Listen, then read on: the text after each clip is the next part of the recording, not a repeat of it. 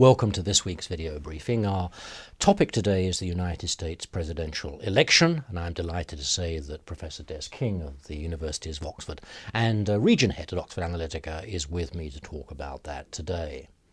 Rarely have the polls been so close to the voting day of November the 6th, and rarely, according to many in the United States and indeed observers beyond, has there been such a need for clear and decisive leadership in the United States to address many of the problems confronting that country.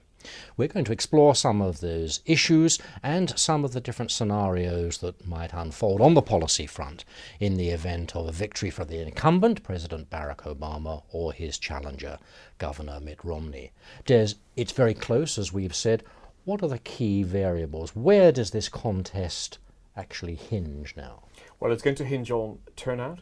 Yep. It's going to hinge, that is, who turns out for each of the two candidates, where they turn out. So in terms of how women will vote, for instance, Romney has, or the Republican side have alienated some women voters recently. On the other hand, some may be, some of the more religious voters may be inclined to, may be mobilized to vote for Governor Romney. So it obviously depends on how many African Americans and Latinos turn out, because these are core Democratic supporters. 95% of African Americans support President Obama. Well over 2/3 of Hispanic voters support President Obama. Young people tend more to support the president. Then it depends on where they turn out. So we have these swing states, and really the contest, because in American elections, the election takes place at state level, which add up to electoral college votes. And the general view is that an awful lot of states, perhaps as many as 40, are very predictable which way they will go. So it then turns on what we call the swing states, which are the 8 or 10, where the race is extremely close, and which candidate gets them will make a huge difference. Everybody focuses quite rightly on Ohio as one of the key states, and it's really been a seesaw in the opinion polls there. Now very close, really too close to call. So it will be crucial who turns out on the day, because the vote could really be in the hundreds. It could be that narrow. Yes, it could be that narrow. Why is it so close? Because Americans are very divided. Is this the partisanship that we've grown familiar with, and which we have addressed with clients a good deal over the years? It is, yeah. And so Americans are divided, they're polarized. This polarization is reflected in their in party political representation. There is a very strong ideological division, a policy division between the Republicans and Democrats. A glaring example is that no Republican in the House of Representatives supported President Obama's stimulus package or his health care law. Not a single vote. That's very unusual. And if we look at opinion polls, we find Americans are divided.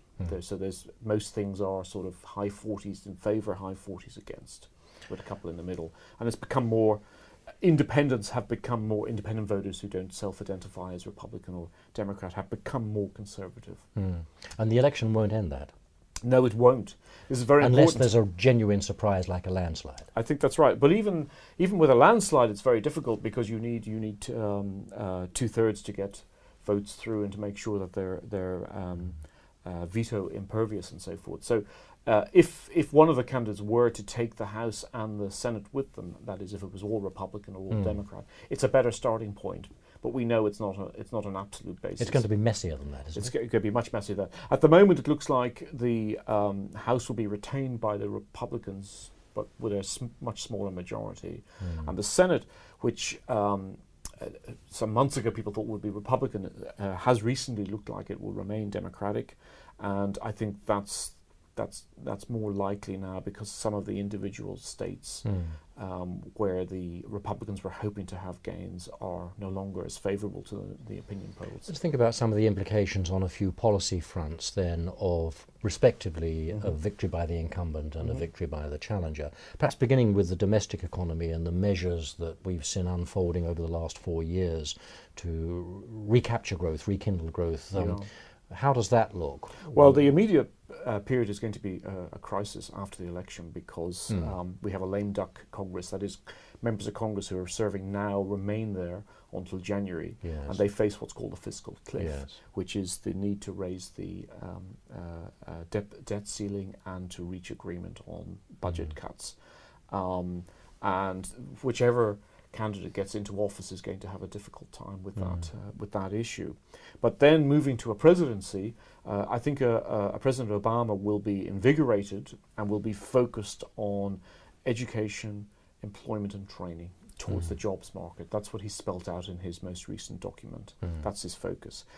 Whether he can get anything achieved on that front is much more problematic because of Congress.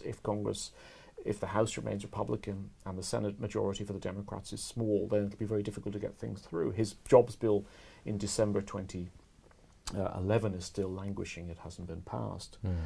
President Obama, and so I think that will be his agenda. It'll be energized. I think it's likely to be stymied, and that will push him more into foreign policy, which is a classic presidential path. President Romney, I think, has a very clear, in some ways, dismantling agenda. He will try to repeal or weaken the Dodd-Frank Wall Street Regulation Act. He's committed to trying to repeal or weaken the Obama Affordable Health Care Act. And he has a promised deregulatory regime, and he has a promised dramatic income tax regime. And he'll pursue these issues with the energy that he derives from the size of his victory and the lineup in the House and Senate. Exactly, yes. So, I mean, if he's facing a Democratic House and Senate, it'll be very difficult. If he's facing, but he will have some legitimacy having been elected as president. That doesn't last that long. So it will depend. On the other hand, if he has Republicans in the House and a Republican majority in the Senate, then I think he'll make a lot of progress on those issues. And he'll have a lot of opportunity on that basis. His focus will also is the economy, but it's a different way of approaching it, and he's promised tax cuts. Let's look beyond the borders in conclusion, Des, and think about the foreign policy dimension. Obviously, this is very complex and a large field, but if one thinks about Afghanistan, for example, then we don't think there's much change in store there, whoever wins. But in engagement with the Middle East, with the issue of China, at the very least we can say if there's a Romney presidency, then those parts of the world have got to reconsider their position with regard to the United States. Of course, they're used to this, leadership changes quite frequently there, but I suppose in a sense the least disruptive is the Obama continuity as far as they're concerned. Definitely. I think an Obama presidency will see continuation of what we've had, an withdrawal from Afghanistan as already committed, and then an attempt to deal positively with the Middle East and those sorts of countries, and probably not an aggressive policy towards China on trade policy. I think a Romney presidency, generally foreign policy is, the continuity is usually greater stronger than in domestic policy. No matter who gets elected. But Romney has said he wants to be tougher on China, so he could Shades appoint of Bill Clinton there, who you recall was going to punish Beijing until he got into office. Exactly. Well, that's a very good analogy. And whether he will actually do it, it'll depend a little bit on who he appoints as Secretary of State and so forth. But I think either president, where we might see change is that, but either candidate as president will not really have the opportunity to expand military and defence spending. In fact, they will face pressures to reduce it fairly significantly, and to therefore take a much more modest view about how Americans can be deployed overseas. I think we'll see less of that. And that might affect, if you're not going to deploy, you may not bother so much about engagement or setting agendas, I think, for a Romney presidency, for instance, in the Middle East. Des, thanks very much. You're welcome. I do hope you've enjoyed this discussion. We're going to be exploring the themes relating to the election at greater length in our scheduled conference call for clients on Wednesday of next week, which will take place at 1600 hours UK time. I do hope you can join us for that, and do look out for our further analysis of the US election both before and after the event in the Daily Brief. Contact us if we can help you understand this important event. We'd be delighted to hear from you. In the meantime, goodbye for now.